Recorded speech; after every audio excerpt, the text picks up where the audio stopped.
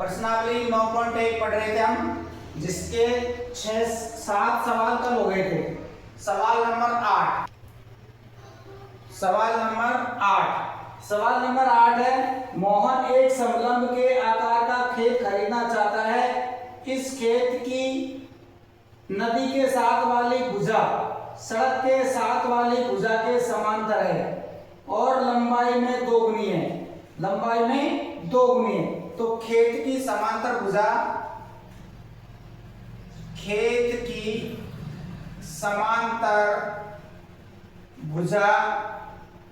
ये हमने मान ली x मीटर। खेत के समांतर वाली भुजा x मीटर, तो उसकी लंबाई कितनी हो जाएगी? 2 गुणी है तो कितनी हो जाएगी? 2x metre. समांतर भुजा तो x हो गई और उसकी लंबाई 2 गुणी है, तो भुजा कितनी हो जाएगी? वो 2x। समलंब का क्षेत्रफल का सूत्र होता है 1/2 समांतर भुजाओं का योग, यानी a + b समांतर भुजाओं का योग इनटू उनके बीच की दूरी या h, या दूरी लिख लेते हैं हम, दूरी। तो 1/2 का 1/2 गुना a का मान x है तो x लिखेंगे, b का मान 2x है तो 2x, और उनके बीच की जो दूरी है हमको सवाल में दे रखी है 100 मीटर। उनके बीच की दूरी कितनी दे रखी है? 100 मीटर। तो यहाँ पर हम कितना लिखेंगे? 100 मीटर दे रखी है तो 100 लिखेंगे। 2 का भाग दे दिया हमने 100 में, 2 का भाग देंगे तो कितना आएगा? 50। ये x और 2x जुड़ के कितने हो गए? 3x, और गुणा में आगे 50 है तो 50 गुणा करेंगे तो ये आ जाएगा 150x मीटर स्क्वायर। ये क्या आया? क्षेत्रफल। लेकिन सवाल में हमको क्षेत्रफल का मान दे रखा है, क्षेत्रफल का मान दे रखा है हमको 10,500। क्षेत्रफल का मान हमको दे रखा है इसने 10,500 मीटर स्क्वायर। क्षेत्रफल का मान सवाल में 10,500 मीटर स्क्वायर, अपना कितना आया सर?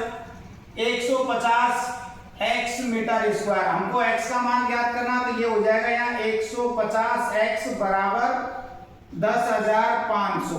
मान x का ज्ञात करना तो x बराबर हो जाएगा 10,500 बटे में 150। ये 0 से 0 कट गई।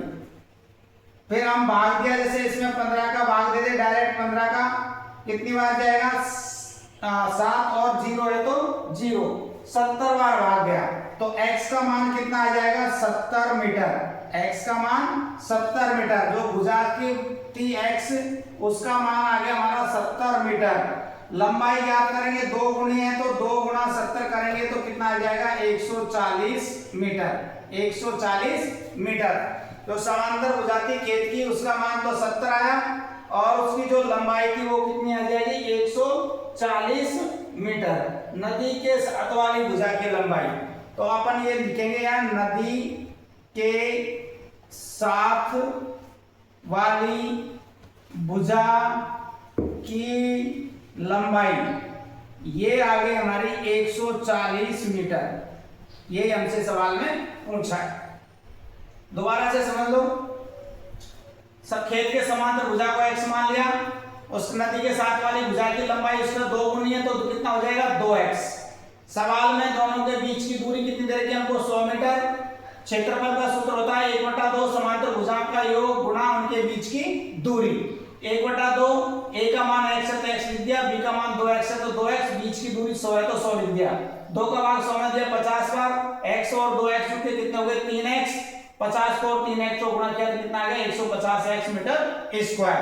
ये क्षेत्रफल का मान आया, जबकि सवाल में क्षेत्रफल का मान हमको दे रखा है 10,500 मीटर स्क्वायर।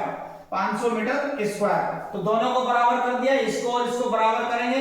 x का मान याद करना है 150 का नीचे और 10,500 ऊपर, 0 से 0 काट दी, 15 का भाग इसमें दिया 70 बार। तो x का मान कितना आ गया? 70। x का मान कितना है? यानी खेत की जो समांतर भुजा है उसकी लंबाई कितनी आ गई? 70, और नदी के साथ वाली भुजा की लंबाई 2 गुनी है तो 2 गुना 70 कर दिया, कितना आ गया? 140। तो नदी के साथ वाली भुजा की लंबाई कितनी? 140 मीटर। सवाल नंबर 9, एक ऊपर उठे हुए चबूतरे का ऊपरी पृष्ठ अष्टभुज के आकार का है, जैसा कि आकृति में दर्शाया गया है। अष्टभुजी पृष्ठ का क्षेत्रफल ज्ञात कीजिए।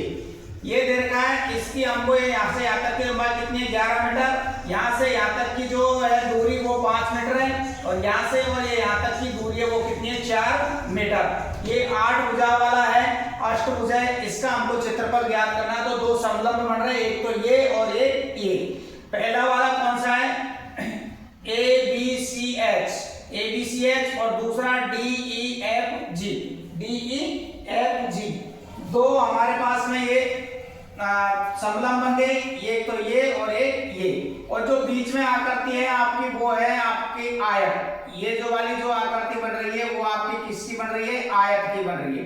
तो इसमें प्लस का दोनों का समलंब का क्षेत्रफल लिख दिया, प्लस आयत का क्षेत्रफल का सूत्र क्या होता है, 1/2 आधार इंटू ऊंचाई, आधार इंटू ऊंचाई। समलंब का आयत का क्षेत्रफल का सूत्र है 1/2 आधार इंटू लंबाई इंटू चौड़ाई। आयत का क्षेत्रफल का सूत्र है लंबाई। इसको 3 भागों में बांटा हमने, 2 समलंब हो गए, एक ये और एक ये, बीच का क्या है आयत। समलंब का क्षेत्रफल ये वाले का, दूसरा इस वाले का, और तीसरा आयत का क्षेत्रफल लंबाई इंटू चौड़ाई। आयत का क्षेत्रफल का सूत्र है लंबाई गुणा चौड़ाई।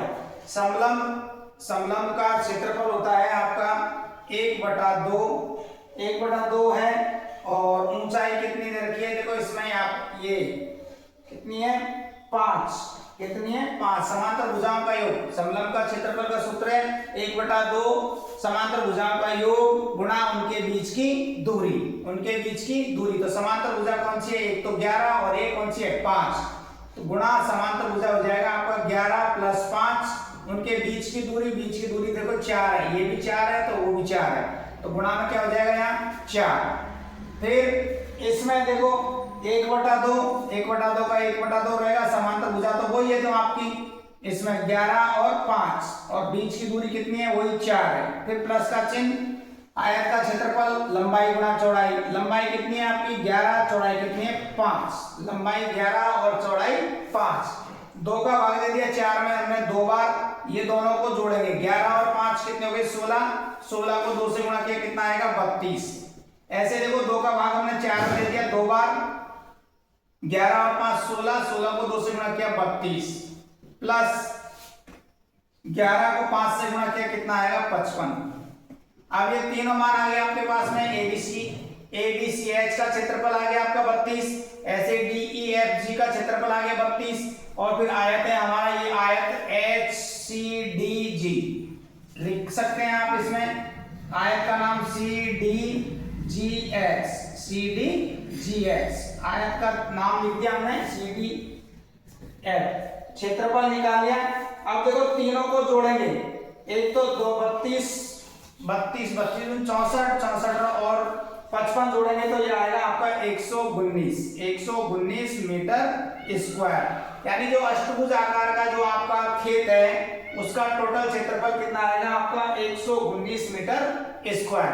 तो इसको अपन ने 3 भाग करते हुए बांट के और इसका क्षेत्रफल ज्ञात किया है। 2 तो समलंब हो गए और एक आयत हो गया। समलंब ये वाला और समलंब ये दोनों बीच का आयत। समलंब का क्षेत्रफल होता है 1/2 समांतर भुजाओं का योग गुणा ऊंचाई।